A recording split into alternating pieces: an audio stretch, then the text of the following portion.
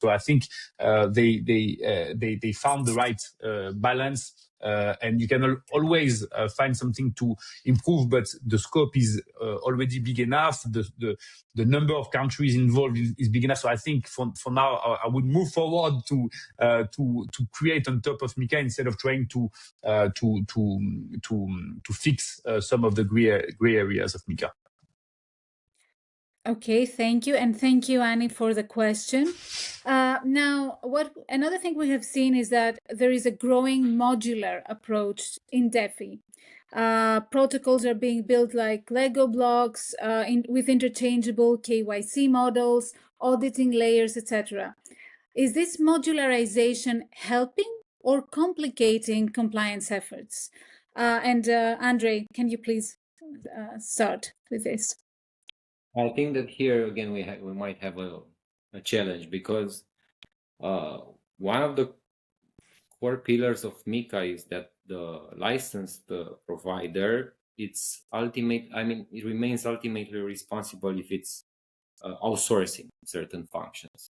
So here, from a legal standpoint, we are talking about a liability issue, right? So if we are doing this modular thing, then it might make sense for scalability, but in the same time,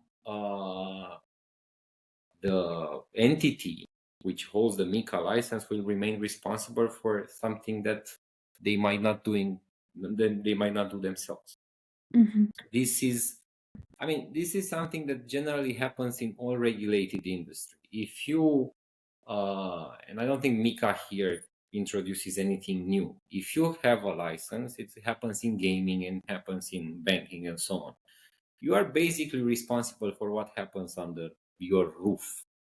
So that's one thing. The other thing with the modularity, MiCA also, and I agree with Thomas, I think that it's a good step that we are going, and it's a reference worldwide.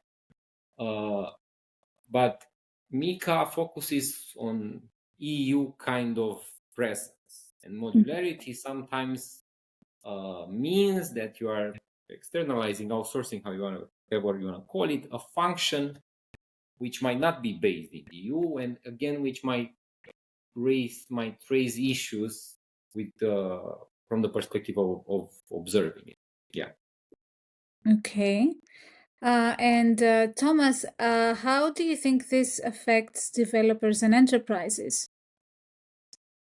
Well, I think it's definitely a good thing from an enterprise and developer perspective, in the sense that in the past, if you were an enterprise, you have to almost rebuild the entire tech stack from scratch to make sure that it would meet some regulatory or compliance expectations. And now, as an enterprise, you will reduce the integration cost, choose some modules who are already aligned with some regulatory requirements. So from an enterprise perspective, it's more flexible, and the costs are lower, in the sense that you don't have to kind of rebuild everything from scratch. It was not exactly like that in the past, but still.